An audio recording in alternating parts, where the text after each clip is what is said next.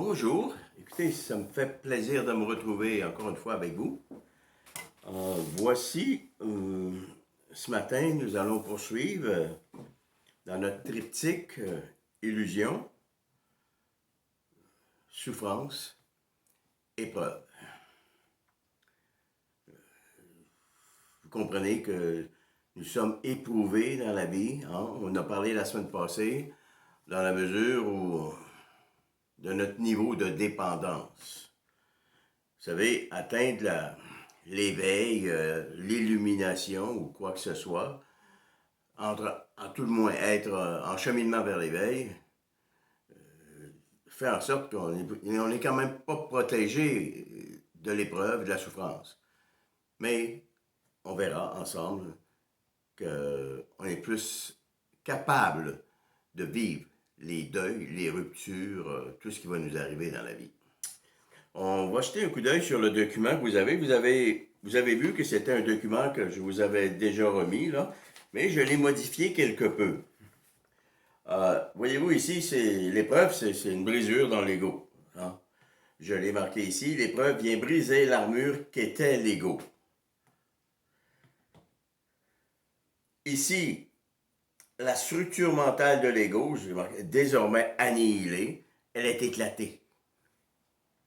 Et ici, la signification du passé, désormais intégrée, hein, non pas disparue, là, intégrée, et sans effet limitatif de l'existence. Donc, l'épreuve, on va le voir, c'est un moment privilégié dans l'existence. Mais avant, nous allons terminer avec la souffrance. On a vu la semaine passée un court rappel que la souffrance était fonction du niveau de dépendance. Elle peut être en lien avec un événement carrément malheureux, hein? Des déboires financiers, la perte d'un proche, la maladie d'un proche, des échecs amoureux. Hein? Elle peut être en lien avec des événements généralement heureux pour la majorité. Le départ des enfants de la maison, on a vu que ma sœur en était décédée, pardon. Et ça peut être en lien avec toutes sortes d'événements qui, pour nous paraissent heureux. Prendre la retraite. Rappelez-vous la personne que je vous ai dit qui était alcoolique, mais qui n'a jamais investi dans sa famille, et il se retrouve à la retraite. Bon. Donc, ça peut être en lien avec toutes sortes d'événements heureux. Aussi avec des événements, des fois, qui nous semblent banals. Ma patiente qui a fait un cancer du sein après la perte de son chat. Hein? Donc, j'avais l'habitude de dire à mes étudiants à l'université, parce que des fois, il y a des événements, des phobies. J'ai dit, chaque fois, si vous êtes psychologue un jour, quand quelqu'un vient vous voir, peu importe la problématique de la personne, phobie, peur du tonnerre, écoutez, il faut prendre ça précieusement. Pour elle, c'est ça. OK? Chacun est unique. Il n'y a pas deux âmes identiques. Donc, l'épreuve aussi, fonction de la dépendance, on vient de le voir, on peut l'anticiper à l'avant, avant même qu'elle arrive. On peut l'anticiper avant même qu'elle arrive. Donc, s'il n'y a jamais rien eu dans une relation avec le partenaire, la femme a tout jeté, ou l'homme, sont dévolus sur les enfants, juste à penser que il y en a un de parti, bientôt l'autre va partir. Déjà là, on peut anticiper. Voyez-vous, l'existence est fondamentalement projective, tournée vers le futur. Donc, avant même que l'épreuve arrive, c'est d'autant plus vrai que l'ego, a l'habitude d'accumuler des biens ou de se perdre, on va dire spirituellement, dans des personnes, par amour, ainsi de suite. Vedettes religieuses ou mères qui se perdent dans ses enfants. Donc, voyez-vous, ces personnes-là vivent dans le ne plus et le ne pas. Ça se pourrait-tu que j'ai plus... Bon, si j'ai des déboires financiers, je perds ma maison, ma Mercedes, bon, mon train de vie, hein? Et le ne pas. Si on rêve, si une femme rêve d'avoir des enfants, mais après deux, trois, quatre tentatives, des fois de conception in vitro, ça marche pas. Donc, voyez-vous, comment je vais faire? Bon, j'aurai pas de petits-enfants. Donc, avec l'épreuve, avec l'ego, la personne vit entre le ne plus et le ne pas. Donc, dans le passé et dans le futur, qui viennent envahir le champ de la présence. Et c'est pour ça que, voyez-vous, en partant, on est dans l'illusion, l'ego nous met dans l'illusion. C'est subjectif. Et là, oui, on est présent, mais je mets présent avec un petit p, ceux qui ont lu Dialogue avec l'humanité. J'insiste sur la sémantique, sur l'étymologie et la façon d'écrire les mots. Présence avec un petit p, on est là, tout le monde est là, mais c'est pas la présence avec un grand P quand on a atteint la connaissance supérieure. Donc, la souffrance est en quelque sorte conditionnée. Personne ne va y échapper. Personne ne va y échapper, mais on a des fuites, des compensations, des sublimations qui nous maintiennent dans une illusion de réalité.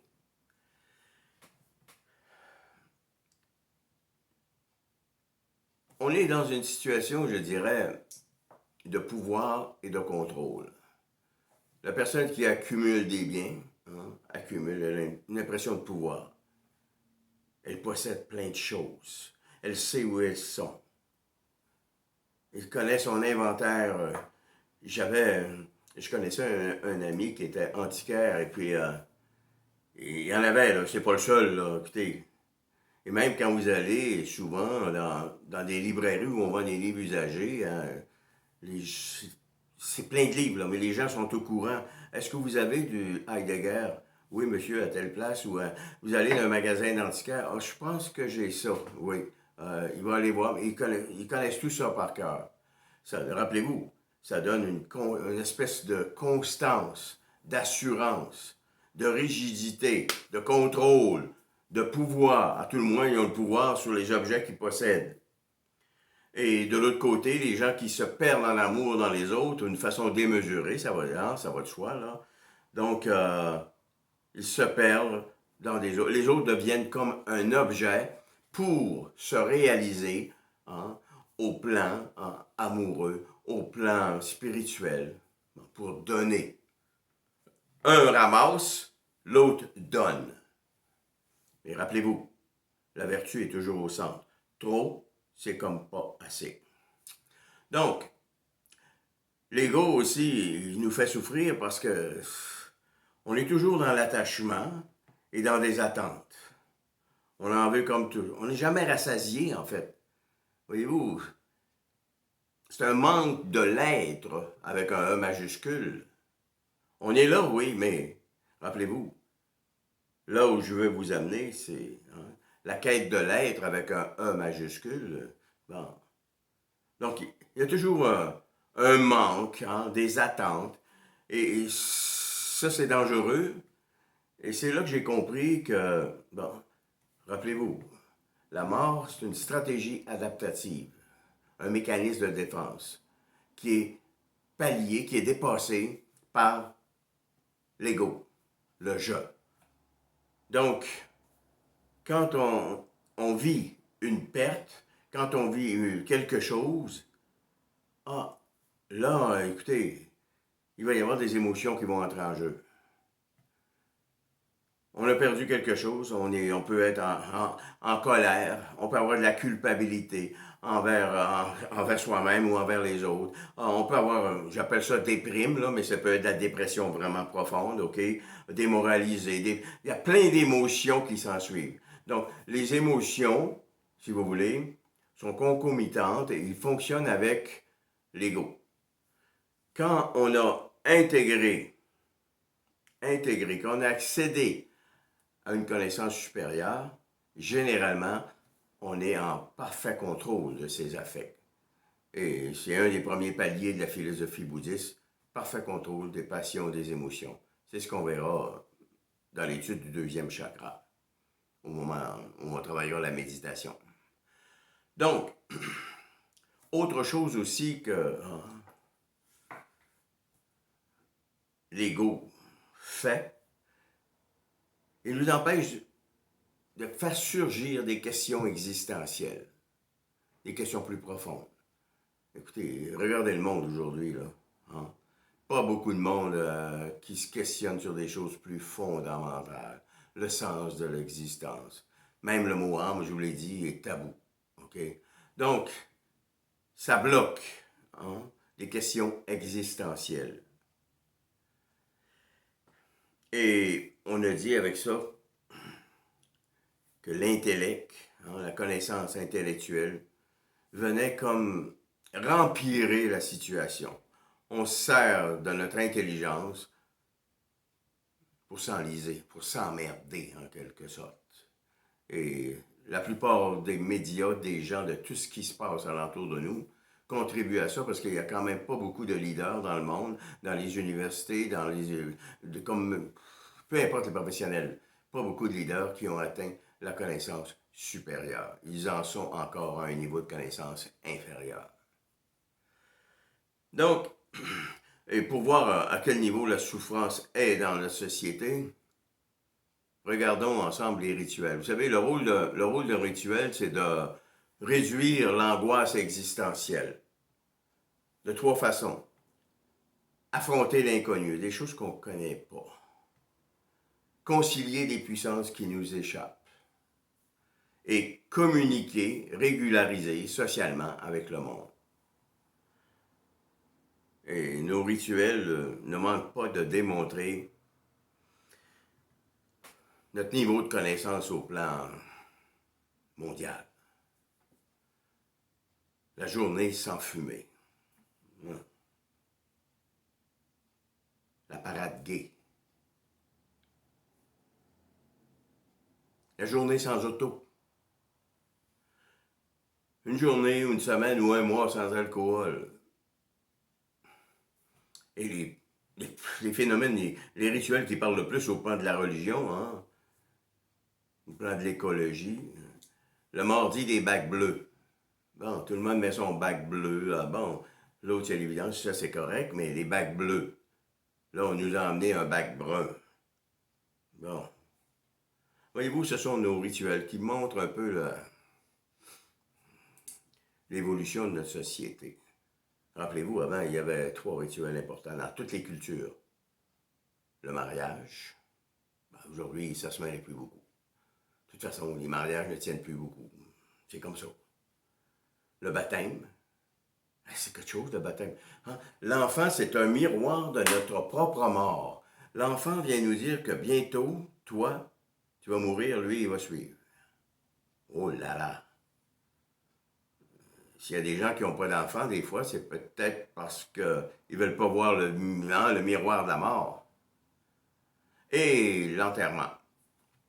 Toujours surprenant, des fois, l'autre jour, quelqu'un qui est décédé, je connaissais, écoutez, il n'y a rien eu, là, 2 heures, tout à fait, c'est rien. Bonjour, merci. Nos rituels sont rendus quelque peu à la hauteur de notre société. Voilà pour la souffrance. L'épreuve maintenant. Oh. D'abord, on dit de l'épreuve que c'est la via regia, la voie royale qui peut nous amener à. Via regia. Là, on parle de l'épreuve, mais rappelez-vous, ça se peut qu'il y a des personnes qui n'ont pas besoin de ça. Des personnes, au départ, qui ont une certaine sagesse, une certaine maturité, qui ont un certain intérêt pour la question de l'âme. Et ces gens-là, habituellement, vont se rassembler avec des gens qui s'intéressent à l'âme, qui ont une propension pour la sympathie des âmes. Mais là, on parle de l'épreuve.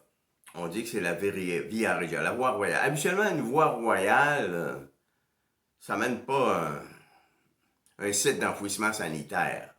On s'entend? Ça mène un royaume. Et dans un royaume, habituellement, il y a une royauté. Donc, l'épreuve nous invite, un peu comme un prince, à accéder à un royaume, de rencontrer la royauté. Donc, l'épreuve, c'est la voie royale. Au plan étymologique, le mot « de épreuve, c'est un préfixe grec qui veut dire éloignement. Preuve veut dire vérité. L'épreuve vient me montrer à quel point je me suis illusionné, berné, trompé. Rappelez-vous, l'ego est illusion. Donc, rien qu'avec le mot, on a déjà un bon aperçu où on s'en va. L'épreuve vient me dire que oui, j'aimais, que ce soit la gloire, le végétariat, mes enfants, mes petits-enfants, mon conjoint, ma conjointe, l'argent, le sport. Bon. Mais ça vient nous montrer que notre amour n'était peut-être pas à la hauteur du Tao, la voie du milieu. On va en parler du Tao, ça s'en vient. Trop, c'est comme pas assez. Donc, l'épreuve vient montrer que je suis peut-être berné, trompé, illusionné. L'épreuve vient... Là, on parle d'une épreuve, parce qu'il y a deux sortes d'épreuves. Il y a des épreuves qui sont surmontables. Bon, des petites choses, OK, des bris, bon, vous avez un déboire financier qui n'est pas majeur. Une rupture amoureuse qui n'est pas tragique. Écoutez, ça faisait quelques mois que vous étiez ensemble, puis on se rend compte, les deux ensemble, que ça ne peut pas fonctionner. Bon. Voyez-vous, il y a des épreuves que moi je dis facilement surmontables. Il y a par contre des épreuves qui sont en apparence insurmontables. Insurmontable veut dire privé de surmontabilité, si je pourrais dire. Donc, l'épreuve vient, une épreuve en apparence insurmontable, vient comme nous arrêter. On ne peut pas arrêter le temps. Le temps s'écoule. Ça fait 10-15 minutes que j'ai commencé. Le temps s'écoule, il nous échappe. On appelle ça la fluidité de l'existence. Mais on dirait qu'avec l'épreuve, c'est le temps qui vient nous arrêter. Rappelez-vous, l'existence est projective. Je vis une épreuve importante. Tout un pan de mon existence s'infile dans le champ de la présence. Tout un pan du futur aussi. Ah, je pourrais plus faire ci, je pourrais plus faire ça. Bon. Et là, c'est la totale absence. Et ça, c'est pas facile, là. Parce que, rappelez-vous, l'existence, le propre de l'existence, c'est d'être extatique, c'est de sortir de nous.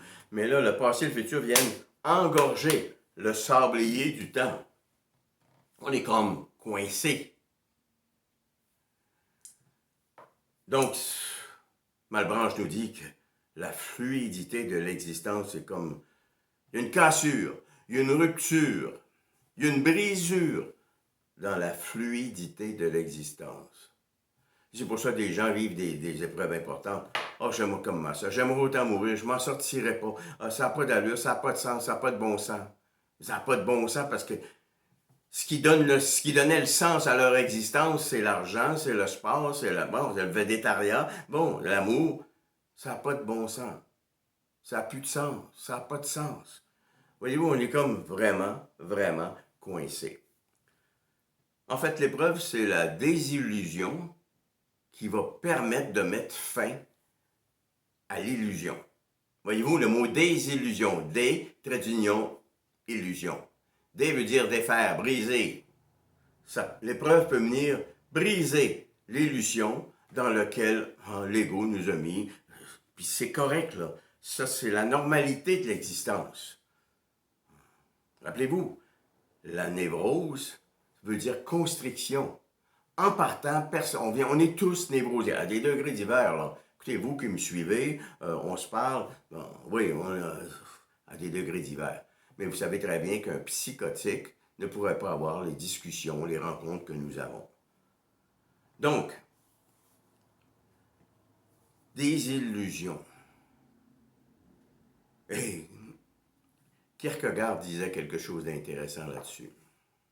L'épreuve vient nous montrer que, oui, on est sur la bonne voie, mais on était dans la mauvaise direction. Parce que la voie est toujours sous nos pieds. Il n'y a pas deux âmes identiques. Vous êtes unique. Voyez-vous, c'est comme si, on va dire, mettons, vous restez à Saint-Sauveur, et là, vous allez prendre l'autoroute du Nord, je ne sais pas comment ça s'appelle, là, pour aller à Montréal. Vous partez, mais vous vous trompez de direction, et là, vous vous en allez vers le Mont-Tremblant. Je pense que c'est à l'opposé. Voyez-vous, vous êtes sur la bonne voie. C'est sûr, il n'y a rien qu'une autoroute, mais vous êtes dans la mauvaise direction. Ben, c'est comme ça qu'on part dans la vie. La voie est sous nos pieds, nous dit le Tao. Donc, l'épreuve, c'est la désillusion, hein, qui peut mettre fin à l'illusion, le fait d'être dans la mauvaise direction. L'épreuve, c'est une provocation. Pro, trait d'union, vocare. Vocare veut dire appel. Donc, l'épreuve comporte un appel. Provocation à une décision. En allemand, le mot dit exactement ça, provocation à une décision. Mais quelle décision? À être soi-même. Hein? Enfin. Donc, pro veut dire avant. On est appelé à quelque chose. À mettre de l'ordre, à lever le voile sur. Bon. Provocare. L'épreuve est aussi une convocation. Je mets toujours C-O-N, trait d'union vocale. On est convoqué. Avec qui? D'abord, convoqué avec soi-même. On va le voir tout à l'heure. On est convoqué. Et si on répond favorablement à cette convocation, à cet rappel, là, on va être obligé de consulter. Et on est obligé de se confronter à son passé, à son essence, à ses manières d'aimer, ses manières d'accumuler, ainsi de suite. Donc, l'épreuve, c'est une convocation. Ça peut être aussi une révocation. Si on n'est pas capable d'entendre l'appel, si on n'est pas capable d'y répondre, et c'est le lot de beaucoup de monde, 3 suicides par jour au Québec, peut-être plus depuis la pandémie, beaucoup de diagnostics de cancer, de maladies, de déprime, de dépression, des gens qui vont être dans la médication toute leur vie. Donc, 3 thèmes importants. Provocation. L'épreuve m'arrête. Je suis devant un mur. Convocation. Qui va possiblement, on va le voir pour comment, m'amener à une consultation. On ne peut pas se libérer soi-même. Écoutez, quand quelqu'un m'arrive, là, quand quelqu'un est souffrant au point de vouloir mourir, se suicider, de se perdre dans la drogue, l'alcool, peu importe, là, on peut pas. On peut pas. Parce que personne ne veut d'un rhume. Encore moins d'être dans une situation qui fait de lui un mort vivant, en quelque sorte. J'ai plus envie de vivre, vous êtes bon. Non. Consultez avec l'aide de quelqu'un. Donc, il y a des issues, on l'a dit, la 3e voie, la révocation, si on n'est pas capable de répondre, le suicide, les cancers et la déprime, la dépression avec la médication à vie. L'épreuve, en partant dans la vie, nous sommes des homo reproducteurs. Rappelez-vous, tonnerre, c'est dangereux. On part dans la vie, puis on s'équilibre. Chaque torchon a gagné, les Chinois, le quartier chinois, on s'en va avec ça. Sûr de faire des choix éclairés, c'est correct, là. En fait, dites-vous bien une chose, là, tout ce que vous avez fait avant dans votre vie, c'était le meilleur. Moi, j'ai travaillé avec des meurtriers, des gens du crime organisé, avec des pédophiles. Ce que tu as fait avant, c'était le meilleur. Ce qui nous intéresse, c'est ce qui s'en vient.